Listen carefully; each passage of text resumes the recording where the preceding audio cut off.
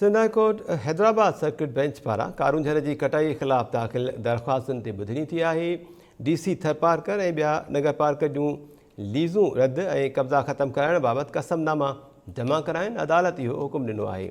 अदालत deputy कंज़र्वेटर wildlife ऐं SHO नगरपालिकर खे बि कसमनामो जमा कराइण जो हुकुम ॾिनो आहे।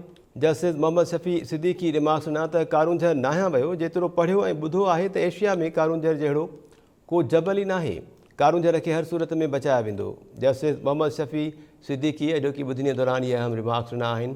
गुज़िरियल ॾींहुं लीज़ूं ऐं लाइसेंस रद्द करण जो हुकुम ॾिनो हो, उन ते केतिरो अमल थियो आहे अदालत पारां DC खां पुछाणो कयो वियो। DC अदालत खे ॿुधायो त अॻु ई समूरियूं लीज़ ऐं लाइसेंस रद्द करे छॾिया हुआ। ताज़ो ग्रेनाइट जे लाइ जारी टेंडर बि रद्द करे छॾियो आहे। वधीक तफ़सील मालूम कयो था टाइम न्यूज़ हैदराबाद जे रिपोर्टर इम्तियाज़ खोसो खां।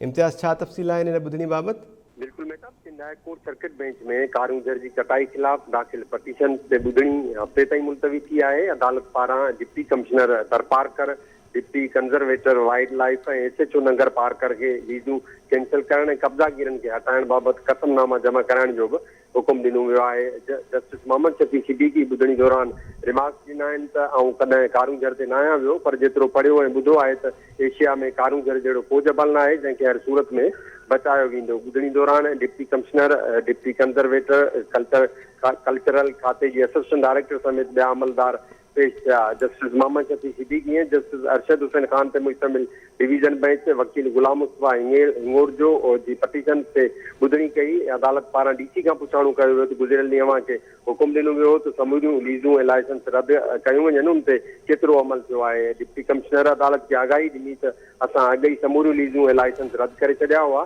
ताज़ो ग्रेनाइट लाइ जारी टेंडर रद्द कयो वियो आहे। अदालत हुकुम ॾिनो त DC, deputy conservator wildlife ऐं SHO नगरपालिकर हाणे कसमनामो जमा करायो त अवां समूरा लाइसेंस ऐं लीज़ूं रद्द करे छॾियूं आहिनि।